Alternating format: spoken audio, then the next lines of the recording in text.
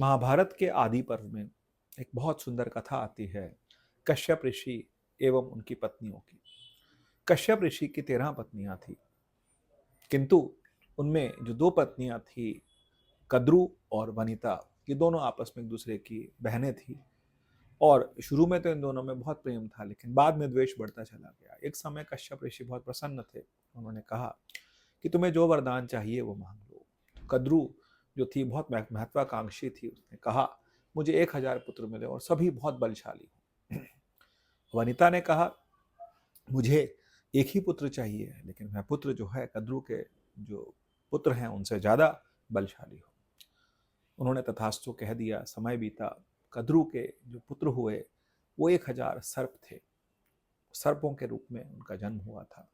और जो वनिता थी, उनका जो पुत्र था वो गरुड़ के रूप में हुआ था। अब ऐसे में कुछ समय बीता तो एक दिन कद्रु और वनिता उस शैशरवा नाम के एक अश्व को देख रही थी। उस अश्व को देखा, दोनों में एक शर्त लगी कि इसकी जो पूंछ है ये किस रंग की है। तो वनिता ने कहा ये श्वेत रंग की है, कद्रू ने कहा नहीं ये काले रंग की है।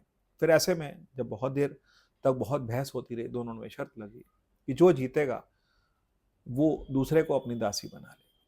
ऐसा ही हुआ। कद्रू ने अपने पुत्रों से कहा कि तुम उसकी पूंछ में जाकर के लिपट जाओ, काले सर्प जब लिपट जाएंगे तो काला दिखाई देगा। और ऐसा ही किया उन्होंने। तो फिर वनिता हार गई। जब वो हार गई तो फिर वो कुछ समय तक दास्य भाव में उनके साथ रहने लगी। यह देख करके गरुड़ को बहुत बुरा लगा। गरुड़ जो कि भगवान विष्णु के वाहन भी हैं और स्वर्ग लोक में निवास करते थे, उनको जब आके देखा कि मेरी माता की ऐसी दुर्दशा है, तो फिर उन्होंने अपनी माता से कहा कि मैं किसी भी तरह से आपको इसकी जो कद्रू है इसकी दास्यता से आपको छुड़ाऊंगा। फिर उन्होंने जाकर के कद्रू से बात की तो कद्रू ने कहा कि मुझे स्वर्ग से अमृत ला करके दो। तो वो अमृत लेकर के आए और वो कद्रू के पुत्रों के लिए लेके आए जो 1000 पुत्र थे। उन्होंने ला करके उस अमृत को उठा करके कुशा के ऊपर रख दिया। कुशा के ऊपर रखा और वहां पर कुछ समय में पहले इंद्र मानते नहीं थे अमृत देने के लिए, लेकिन जब वो ले करके गए तो फिर इंद्र आए और उन्हें उठा करके ले गए।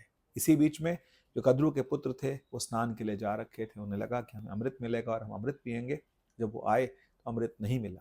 तो ऐसे में उन्होंने देखा कि वहां पर कुशा के ऊपर थोड़ा अमृत गिरा हुआ था। तो उन सब पुत्रों ने सोचा कि हम इसे जीभ से चाट लेते हैं, तो इससे हमें अमृतत्व की प्राप्ति होगी। तो उन्होंने जीभ से चाटा तो कुशा जो थी बहुत बहुत तीखी थी। तो तीखी होने से उनकी जीभ जो थी वो सबकी कट गई, दो भागों में कट गई। तो ऐसा माना जाता है कि पाताल लोक में जितने सर्प रहते हैं, इन सर्पों की जीभ जो है वो दो भागों में विभाजित है, बीच में से कटी हुई है। और आज भी आप कई सर्पों को देखेंगे, विषैले सर्पों को देखेंगे तो उनकी जीभ बीच में से दो भागों में कटी हुई है। और उसके बाद जो गरुड़ थे वो अपनी माँ को दास्ता से छुड़ा करके ले गए। तो गरुड़ जी की अपनी माता के प्रति जो भक्ति थी, अनन्य भाव था, वो भी कहने ही लायक है। और कद्रू का जो महत्वाकांक्षा थी, उससे वो सर्प जो थे वो अमर नहीं हो पाए और वो कुछ समय बाद सर्पों का विनाश भी हुआ। लेकिन इतना महत्वाकांक्षी नहीं होना चाहिए कि हम दूसरे का भी हक खा लें।